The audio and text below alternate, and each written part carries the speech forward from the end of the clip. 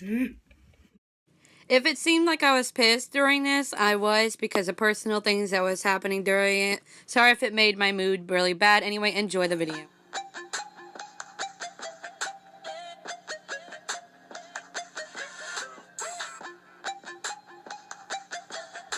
Hello, my beautiful KITTIESs, and welcome back to another beautiful bird makeup video on my channel. My name is Kitty, or Taylor, Tay. You can call me whatever the hell you want, just don't call me late to dinner. Help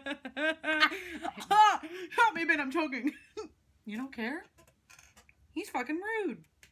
In case you're wondering why my hair looks like this, and Ben, don't tell them, but I actually got a surprise haircut. Listen here.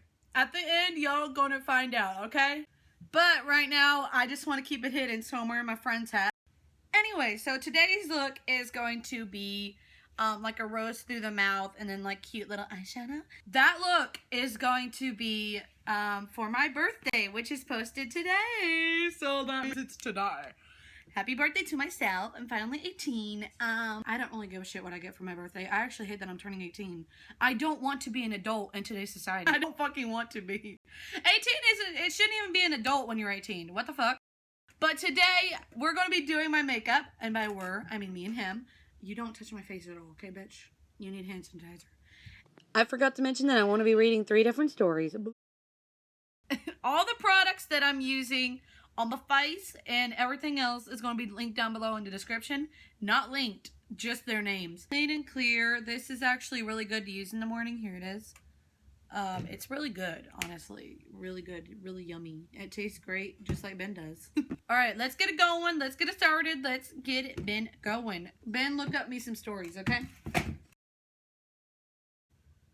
Okay, so this story is called A Mother's Love. One afternoon, a couple was traveling on by a car when at a far distance they saw a woman in the middle of the road raving frantically. She was like, oh my gosh, oh my gosh, oh my gosh, oh my gosh.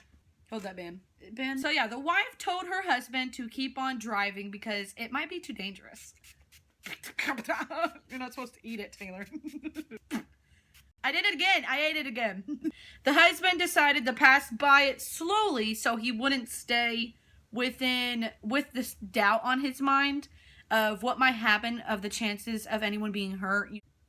As they got closer, they noticed a woman with cuts and bruises all over her arms, legs, basically just all over her. So they then decided to stop by and park by the road just to see if they could help.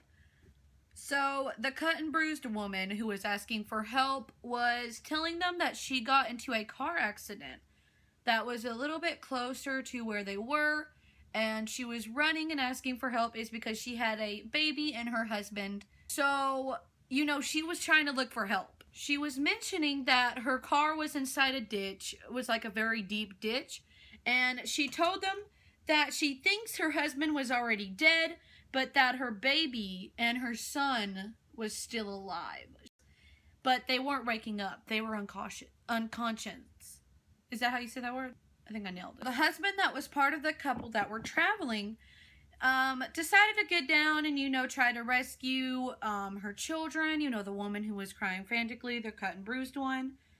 He tried to go and rescue the children, so he told his wife to stay in the car, and he told the cut and bruised woman to get into the car, but he was going to drive all 3 of them to the hospital, because it would have been faster than an ambulance getting there. I don't know their thought process on this. So he went down there into the deep down ditch to try to find the young boy and to try to find the newborn baby. So when he did that, he noticed 2 people who were in front of the seats, 2 people, and it also did not look like there was a newborn baby in the car. It was sus, okay?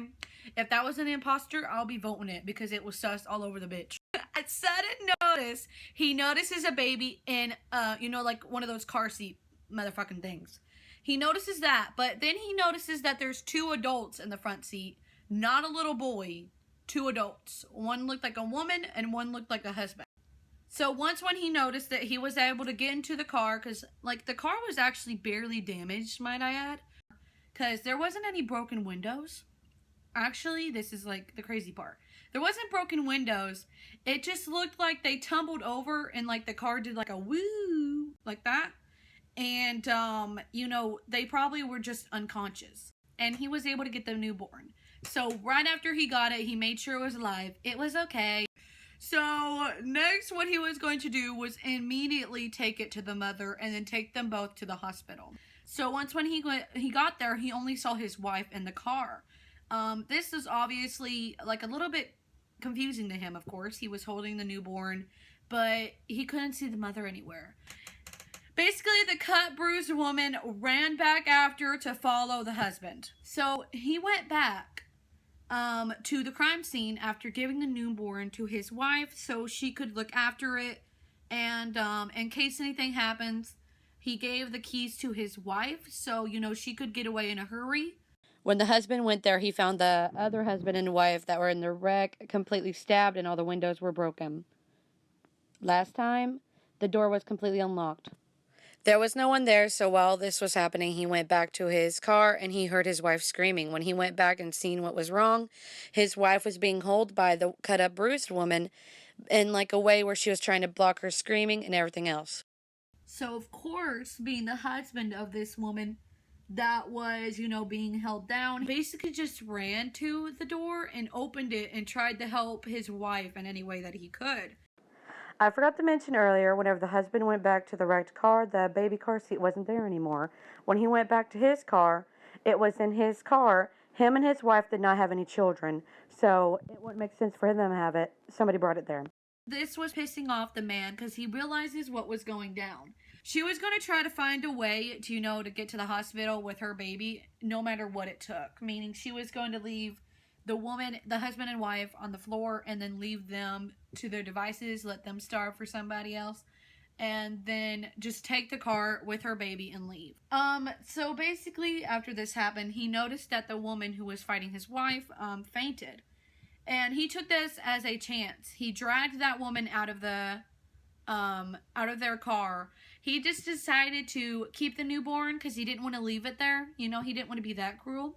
So he decided to keep it, and then he drove to the hospital.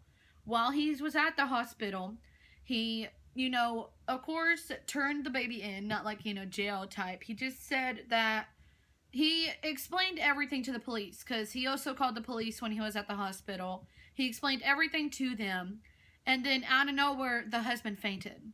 He strung up and realized it was all a dream. But why I'm saying this and why I'm telling this entire story is because it happened to him. It was a deja vu thing. Meaning, like, right after he had this dream, his own wife and him were out driving, and then they saw the exact woman. They had the exact thing happen to them, and at the hospital, he didn't faint, though. They brung it out, and they kept the baby because they were able to adopt it because they proved, like, the whole hospital and the whole police investigation proved that that woman who had the baby, it wasn't hers. They were kidnapping the baby. This is the next story called My Mother's House. It starts off with, I was looking after my mother's house for a week while she was on a holiday. She had 2 cats. 2 little kitties. Not like me, who used to have 20. The mother's 2 cats that would come in and out of the house via a cat door. They were very nice animals, and they were always cuddly and playful even when they were old. The narrator got woken up in the middle of the night by the loud meows from downstairs. They thought maybe the cat door was stuck and the cats wanted to get out. Moo! Ignore how I'm wearing the hat. I still want to cover up my hair, but my hat's in the way of me seeing my eyes, so.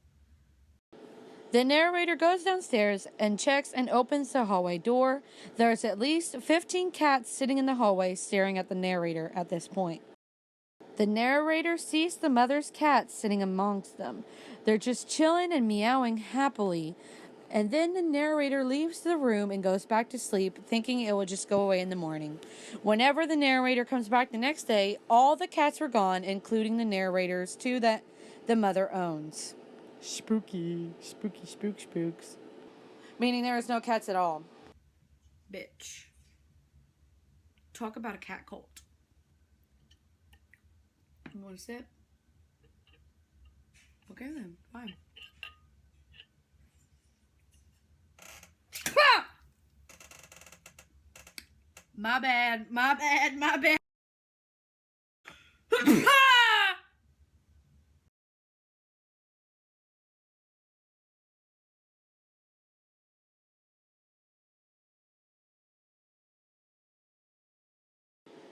I don't remember exactly when the hallucinations began, but I do remember for the first time I was in the ball on the floor crying my eyes out because all of the flames and the screams, which apparently only I could see. My dad found me. I don't know how I would have pulled through if he hadn't been there telling me it would all be okay, that I was going to be fine, everything would be fine. Afterwards, he kept bugging me about seeing a doctor or a psychiatrist or a priest or anyone who could help me with these horrible images inside my mind. At first, I wasn't very keen on the idea. I didn't like the hallucinations either, but I didn't like being told that I was sick at all. I didn't even feel sick.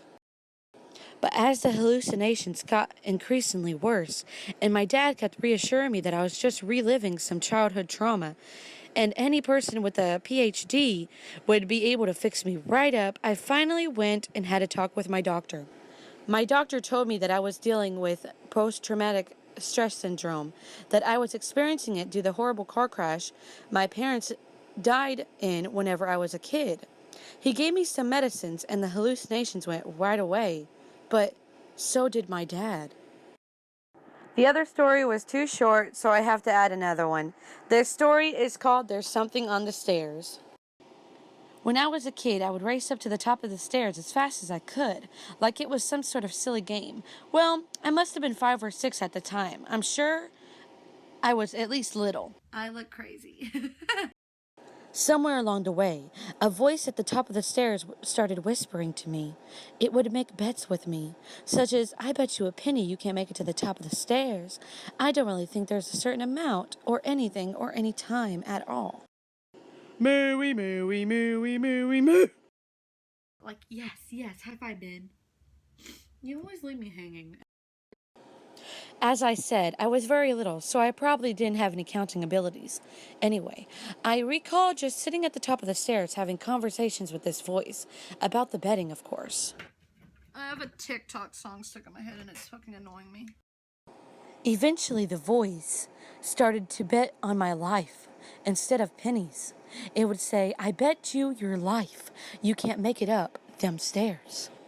As I got older, it stopped. I never really thought about it at all. I never mentioned it to anyone. Until one night, I was sleeping over at my brother's place. We were talking about spooky stories. Out of nowhere, I brought it up to my brother about the voice at the top of the stairs, and my brother got all quiet. Before I even mentioned anything, he said, Did it make bets with you? We both looked at each other, horrified. I have to add another story because the other ones were too short. This one is called Sister. My sister always started screaming in the middle of the night, horrible, blood-curdling screams, and I could not get her to stop. I lie in my bed away from the earth, dreaming in the mist, and her screams, they penetrate my dreams. She's crying for me, crying for someone, but I cannot help her. Nothing I do will make her stop. Moo! Ben gave me a rose. He's so sweet. I started to bring her some fresh lavender each and every day, hoping the scent can calm her down. My eyes shut and I drift away. But she screams. She screams right as I do that. What can I do for you, sister? Why do you scream? What scares you? Why won't you tell me? I can't help you at all if you won't tell me. I started to scream this at her each and every night. On one night, when her screams were too much for me, I get up and I will stop her screams.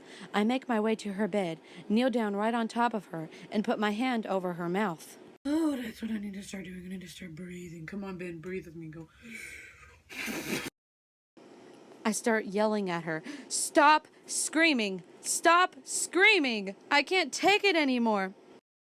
I looked down at her, but I could not see her. It was too dark, and there is a distance between us.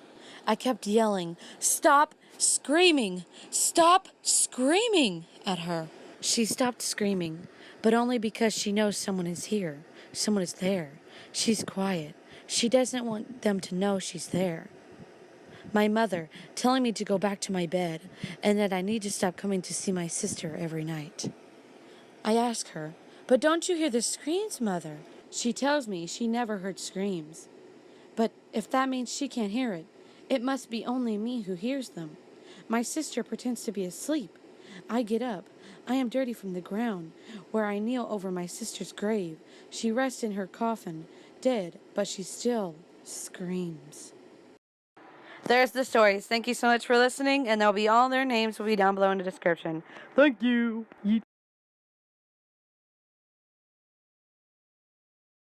It is.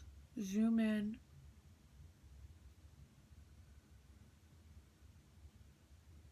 Just like that. So yeah, this is my Valentine's Day look / birthday look.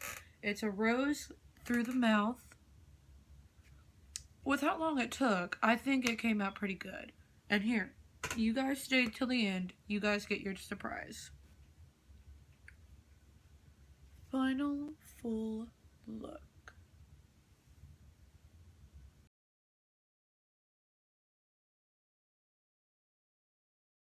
So yeah, hope you guys liked the new haircut. Hope you guys liked the look I did. Sorry that I was so mad. Honestly, I don't know why. Good. Oh, bye on my beautiful KTTIES. So I'll see you guys in the next video, whatever I make. I hope you guys enjoyed this video because I kind of enjoyed making it. I was very pissed during this video, so sorry. But yeah, goodbye. My name is Alexis. Comment down below your birthday, and I'll wish you a happy early or late birthday. Actually, the final look. I know the flower's off on this. I just forgot to say this earlier, so oops. But there's the final look. If you want to see like more looks that I've done, go on Instagram, or just pause the intro, because bitch, there's loads. Here's the hat. It's Ben's. Goodbye, whiskers. Let me know if you want another makeup tutorial. Bye. We're no strangers to love. You know the rules, and so do I. A full commitment's what